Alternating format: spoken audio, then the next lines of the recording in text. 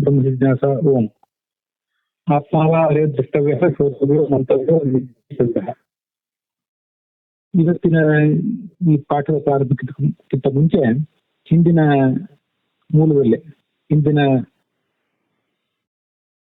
8ನೇ ಭಾಗ ರಾಘವೇಂದ್ರ ಸ್ವಾಮಿಗಳ ತತ್ವಮಂಜರಿ 8ನೇ ಭಾಗದಲ್ಲಿ 4-6 ವೇದ ವಾಕ್ಯಗಳು ಬಂದಿದ್ದವು. ಅವೆಲ್ಲ ನಮಗೆ ಲಭ್ಯ ಇದ್ದ ಮೂಲದಲ್ಲಿ ಎಲ್ಲಿಯೂ ಯಾವ ಮೂಲದಿಂದ ತೆಗೆದುಕೊಂಡದ್ದು ಅನ್ನೋದನ್ನು ನೋಡೋಣ.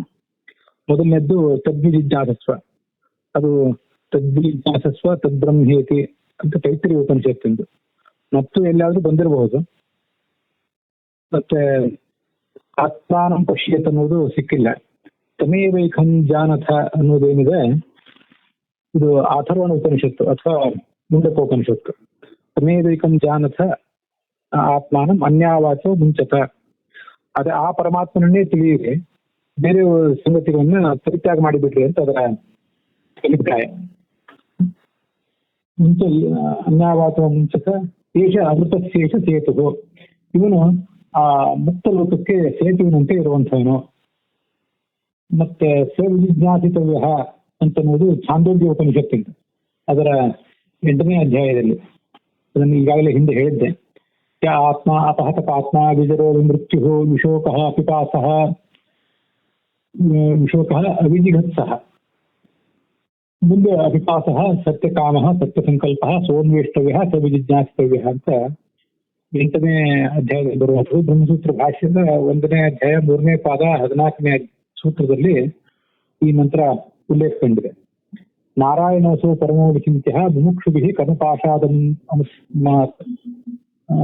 ಅಂತ ಇದು ತತ್ವನಿರ್ಣಯದಲ್ಲಿ ಆಚಾರ್ಯ ಉದ್ಧರಿಸಿರುವಂತಹ ಒಂದು ವೇದವಾಕ್ಯ. ನಾರಾಯಣ ಮಹಾಜ್ಞೇಯಂ ಅಂತನ್ನೋದು ನಾರಾಯಣ ಸೂಕ್ತ. ನಾರಾಯಣ ಮಹಾಜ್ಞೇಯಂ ವಿಶ್ವಾತ್ಮಾನಂ ಪರಾಯಣಂ ಅಂತ ಅಲ್ಲಿ ಬರುವಂಥದ್ದು. ಆತ್ಮಾವ ಅರೇ ದ್ರಷ್ಟವ್ಯ ಶ್ರೋತವ್ಯೋ ಮಂತವ್ಯೋ ನಿಧಿಧ್ಯಾಸಿತವ್ಯ ಅನ್ನೋದು ಬೃಹದಾರಣ್ಯಕ ಉಪನಿಷತ್ತು. ಇನ್ನಲ್ಲಿ ಈ ಆತ್ಮಾನಂ ಪಶ್ಯೇತ್ ಅನ್ನೋದೊಂದು ನಮಗೆ ಸಿಕ್ಕಿಲ್ಲ. ಅದೊಂದು ಎಲ್ಲಿ ಸಿಕ್ಕರೆ ಅದನ್ನು ತಿಳಿಸ್ತೇನೆ. ಅಂತೂ ವಿಷ್ಣುದೇವ ವಿಜಿಜ್ಞಾಸ್ಯ ಅಂತ ಹೇಳಿರುವುದು ಏನಿದೆ ಅದು ಇಲ್ಲಿ ಜಿಜ್ಞಾಸೆಗೆ ವಿಷ್ಣು ಅನ್ನುವುದು ಕರ್ಮವಾಗಿದೆ.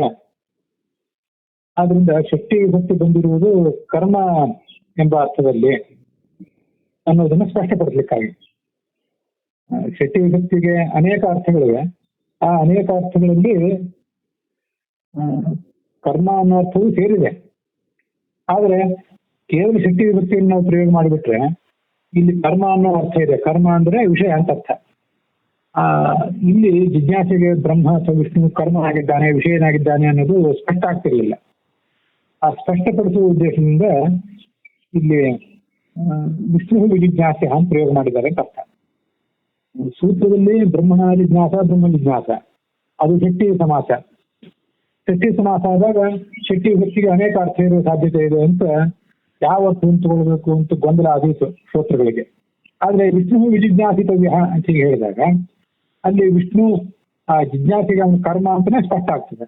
ಯಾಕೆಂದ್ರೆ ಈ 10 ಕೃತ್ಪ್ರತ್ಯಯಗಳಲ್ಲಿ ಕೊನೆಯದಾದಂತಹ ಸ್ತವ್ಯ ಮತ್ತೆ ಯತ್ ಪ್ರತ್ಯಯ ಅನಿಯರ್ ಪ್ರತ್ಯಯ ಇವೆಲ್ಲ ಏನಿವೆ ಕರ್ಮ ಎಂಬ ಅರ್ಥದಲ್ಲೇ ಬರುವಂಥವು. ಉದಾಹರಣೆಗೆ ಪೇಯ ಅಂದ್ರೆ ಕುಡಿಲಿಕ್ಕೆ ಯೋಗ್ಯವಾದದ್ದು, ಪಾನಕ್ಕೆ ಕರ್ಮವಾದಂತಹ ನೀರು, ಭಕ್ಷ್ಯ ಭೋಜ್ಯ ಅಂದ್ರೆ ತಿನ್ಲಿಕ್ಕೆ ಯೋಗ್ಯವಾದಂತಹ, ತಿನ್ಲಿಕ್ಕೆ ಕರ್ಮವಾದಂತಹ, ತಿನ್ನುವ ಕ್ರಿಯೆ ಕರ್ಮವಾದಂತಹ ವಸ್ತು ಅಂತ ಅರ್ಥ. ಪಠ್ಯ ಅಂದ್ರೆ ಪಠನಕ್ಕೆ ಕರ್ಮವಾದದ್ದು ಅಂತ ಅರ್ಥ. ದೃಶ್ಯ ಅಂದ್ರೆ ದರ್ಶನಕ್ಕೆ ಕರ್ಮವಾದದ್ದು ಅಂತ ಅರ್ಥ. ಹಾಗೆ ಪಾನೀಯ ಇದು ಅನಿಯರ್ ಪ್ರತ್ಯಯ, ಪೇಯ ಇತ್ಯಾದಿಗಳು ಯತ್ ಪ್ರತ್ಯಯ, ದೃಷ್ಟವ್ಯ ಶ್ರೋತವ್ಯ ಇವೆಲ್ಲವೂ ಕೂಡ ತವ್ಯ ಪ್ರತ್ಯಯ. ಹೀಗೆ ಈ 3 ಪ್ರತ್ಯಯಗಳು ಬರುವುದು ಕೂಡ ಕರ್ಮ ಎಂಬ ಅರ್ಥದಲ್ಲಿಯೇ. ಅದರಿಂದ ವಿಷ್ಣುವೇ ವಿಜಿಜ್ಞಾಸ್ಯ ಅಂತ ಆ ಕರ್ಮ ಎಂಬ ಅರ್ಥಕ್ಕೆ ಸ್ಪಷ್ಟವಾಗಿ ಹೇಳುವಂತಹ ಜಿಜ್ಞಾಸ್ಯ ಅನ್ನೋ ಶಬ್ದವನ್ನು ಆಚಾರ್ಯ ಪ್ರಯೋಗ ಮಾಡಿದ್ದಾರೆ. ಇದಿಷ್ಟು ನಾವು ಕಳೆದ ದಿವಸ ನೋಡಿದಂತ ಸಂಗತಿ. ಈ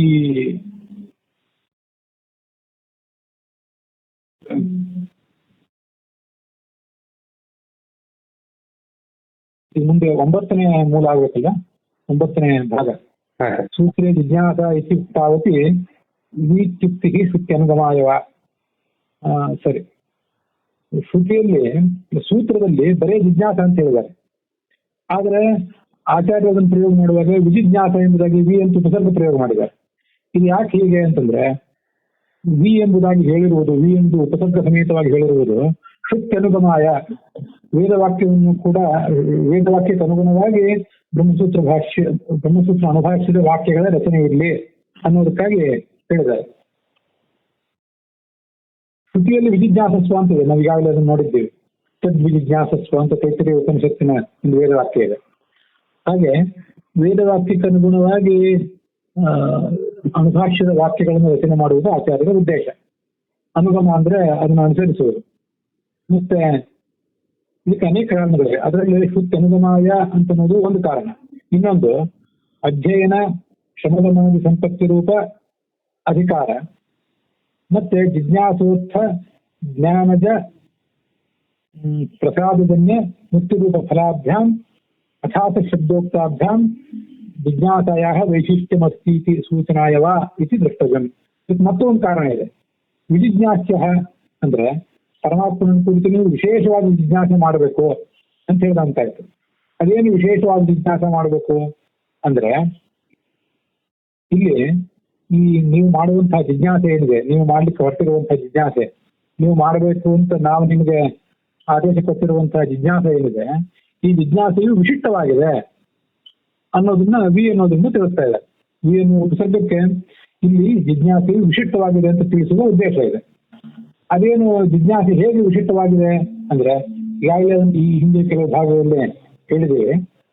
ಅದು ಈ ಅಧಿಕಾರ ನಿಮಗೆ ಇರುವುದರಿಂದ ಮತ್ತೆ ನೀವು ಮಾಡ್ತಿರುವ ಜಿಜ್ಞಾಸೆಗೆ ಫಲ ಇರುವುದರಿಂದ ನೀವು ಜಿಜ್ಞಾಸೆ ಮಾಡಿರಿ ಅಂತ ನಿಮಗೆ ಒಂದು ಆದೇಶವನ್ನ ಈ ಉಪನಿಷತ್ತು ಮತ್ತೆ ಸೂತ್ರ ಬ್ರಹ್ಮಸೂತ್ರಾನುಭಾಷ್ಯ ಕೊಟ್ಟಂತೆ ಆಯ್ತು. ಜಿಜ್ಞಾಸೆ ನೀವೇನ್ ಮಾಡ್ಲಿಕ್ಕೆ ಹೊರಟಿದ್ದೀರಿ, ಅದಕ್ಕೆ ನಮ್ಗೆ ಅಧಿಕಾರ ಇದೆಯೋ ಇಲ್ಲ ಅಂತ ನೀವು ಚಟಪಡಿಸ್ಬೇಕಾದ ಕಾರಣ ಇಲ್ಲ. ಹಾಗೇನೆ ಮತ್ತೆ ಇದಕ್ಕೆ ಫಲ ಇದೆಯೋ ಇಲ್ಲೋ ಅಂತ ನೀವು ಕೊಡಗಾಗಬೇಕಾದ ಕಾರಣ ಇಲ್ಲ. ನಿಮ್ಗೆ ಅಧಿಕಾರ ಇದೆ. ಅದೆಂಥದ್ದು ಅಧಿಕಾರ? ಅಧ್ಯಯನ. ನೀವು ಮಾಡ್ತಿರುವಂತಹ ಅಧ್ಯಯನ ಈಗಾಗಲೇ ಮಾಡಿದ್ದೀರಿ, ಏನೇನು ಓದಬೇಕು ಅದನ್ನೆಲ್ಲ ಓದಿದ್ದೀರಿ. ಆದ್ರೆ ಸೂತ್ರವೊಂದನ್ನು ಓದುವುದು ಉಳಿದಿದೆ. ಇದನ್ನ ಮುಂದೆ ಒಂದ್ ಕಡೆ ಅನುವ್ಯಾಖ್ಯಾನ ಸುಧಾ ಇತ್ಯಾದಿ ಕಡೆಗಳಲ್ಲಿ ಹೇಳ್ತಾರೆ. ಸಕಲ ಶಾಸ್ತ್ರಗಳನ್ನು ಉಪಲಬ್ಧ ಇರುವಂತಹ ಎಲ್ಲಾ ವೇದಗಳನ್ನು ಪುರಾಣಗಳನ್ನು ಓದಿರ್ಬೇಕು, ಮತ್ತೆ ಶಮದಮಾದಿ ಸಂಪತ್ತಿ ಇರಬೇಕು, ಅಂಥವನೇ ಸೂತ್ರಗಳಿಗೆ ಅಧಿಕಾರಿ ಅಂತ ಹೇಳಿದೆ. ಹೀಗೆ ಅಧ್ಯಯನ ಅನ್ನೋದು ಒಂದು ಅಧಿಕಾರ, ಇನ್ನೊಂದು ಶಮದಮಾದಿ ಸಂಪತ್ತಿ. ಅಧ್ಯಯನ ಮತ್ತು ಶಮದಮಾದಿ ಸಂಪತ್ತಿ. ಶಮ ಅಂದ್ರೆ ಭಗವಂತನ ಭಕ್ತಿ, ದಮ ಅಂದ್ರೆ ಇಂದ್ರಿಯ ನಿಗ್ರಹ. ಇವೆರಡೂ ಕೂಡ ಅಧಿಕಾರಗಳನ್ನು ಕರ್ಕೊಂಡಿವೆ. ಸಂಪತ್ತಿ ರೂಪ ಅಧಿಕಾರ. ಅಧಿಕಾರ ಆದ್ಮೇಲೆ ಒಂದು ಕಾಮ ಇರೋದು ಒಳ್ಳೇದು. ಈ ಅಧಿಕಾರದಿಂದ ಜಿಜ್ಞಾಸೆ ಅನ್ನೋದು ವಿಶಿಷ್ಟವಾಗಿದೆ. ಮತ್ತೆ ಜಿಜ್ಞಾಸ ನೀವೇನ್ ಮಾಡ್ತಾ ಇದ್ದೀರಿ, ಆ ಜಿಜ್ಞಾಸೆ ಮಾಡಿದ್ದರಿಂದ ಜ್ಞಾನ ಬಂತು. ಜ್ಞಾನ ಬಂದಿದ್ದರಿಂದ ಪ್ರಸಾದ ಆಯ್ತು. ಉತ್ಥ ಅಂದ್ರೆ ಜಿಜ್ಞಾಸೆಯಿಂದ ಉತ್ಥ ಅಂದ್ರೆ ಬಂದದ್ದು, ಹುಟ್ಟಿದ್ದು ಜ್ಞಾನ. ಆ ಜ್ಞಾನದಿಂದ ಜ ಅಂದ್ರೆ ಹುಟ್ಟುವಂಥದ್ದು ಯಾವುದು? ಪ್ರಸಾದ, ಭಗವಂತನ ಅನುಗ್ರಹ. ಆ ಪ್ರಸಾದದಿಂದ ಜನ್ಯವಾದದ್ದು ಮುಕ್ತಿ, ಅನುಗ್ರಹ. ಈ ಮುಕ್ತಿ ರೂಪ ಫಲಾಭ್ಯಾಮ್, ಮುಕ್ತಿ ಎಂಬ ಫಲದಿಂದ ಕೂಡಿದೆ.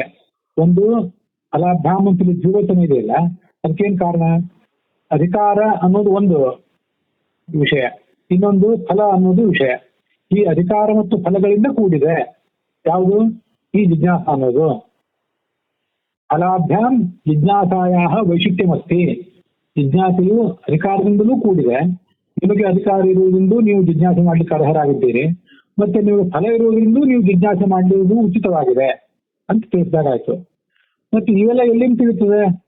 ನೀವು ವಿ ಎಂಬ ಒಂದು ಉಪಸರ್ಗದ ಮೂಲಕ ಆಚಾರ್ಯರು ಇಷ್ಟನ್ನೆಲ್ಲ ತಿಳಿಸಿ ಹೊರಟಿದ್ದಾರೆ ಅಂತ ಹೇಳ್ತಾ ಇದ್ದೀರಿ.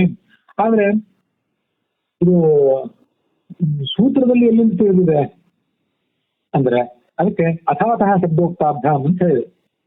ಅಥ ಅಂತ ಒಂದು ಶಬ್ದವನ್ನು ಪ್ರಯೋಗ ಮಾಡಿದ್ದಾರೆ ಸೂತ್ರಕಾರರು, ಅತಃ ಅಂತ ಒಂದು ಶಬ್ದ ಪ್ರಯೋಗ ಮಾಡಿದ್ದಾರೆ. ಅವೆರಡೂ ಕೇವಲ ಮಾಂಗಲಿಕ ಅಂತ ಅಷ್ಟು ಮಾತ್ರ ಅಲ್ಲ. ಅಥ ಅಂದ್ರೆ ನಿಮ್ಗೆ ಅಧಿಕಾರ ಇರುವುದರಿಂದ, ಅತಃ ನಿಮ್ಗೆ ಪ್ರಯೋಜನ ಇರುವುದರಿಂದ ಬ್ರಹ್ಮ ಜಿಜ್ಞಾಸ ಕರ್ತವ್ಯ, ನೀವು ಬ್ರಹ್ಮ ಜಿಜ್ಞಾಸೆ ಮಾಡಿರಿ ಅಂತ ಸೂತ್ರ ಆ ಸೂಚನೆ ಮಾಡಿದೆ. ಸೂತ್ರದಿಂದ ಹೇಳಲ್ಪಟ್ಟಂತ ಸೂತ್ರದಲ್ಲಿರುವಂತಹ ಅಥಯ ಮತ್ತು ಅತಃ ಎಂಬ ಶಬ್ದದಿಂದ ಹೇಳಲ್ಪಟ್ಟಂತಹ ಅಧಿಕಾರ ಮತ್ತು ಫಲ, ಹೀಗೆ ಅಧಿಕಾರ ಫಲಾಭ್ಯಾಂ ಎರಡು ಅಧಿಕಾರ ಮತ್ತು ಫಲಗಳಿಂದ ಜಿಜ್ಞಾಸೆಯು ವಿಶಿಷ್ಟವಾಗಿದೆ ಅನ್ನೋದನ್ನು ತಿಳಿಸಲಿಕ್ಕಾಗಿ ವಿ ಎಂಬುದಾಗಿ ಶಬ್ದ ಪ್ರಯೋಗ ಮಾಡಿದ್ದಾರೆ ಆಚಾರ್ಯರು ಅನುಭಾಷ್ಯದಲ್ಲಿ. ವಿ ಇತ್ಯುಕ್ತಿ ಶ್ರುತಿ ಅನುಗಮಾಯವ, ಹೀಗೆ ಎರಡು ಕಾರಣಗಳನ್ನ ಇಲ್ಲಿ ಸೂಚನೆ ಮಾಡಿದ್ದಾರೆ. ನೋಡಿ ಆ ಶಬ್ದಾರ್ಥಗಳನ್ನೆಲ್ಲ.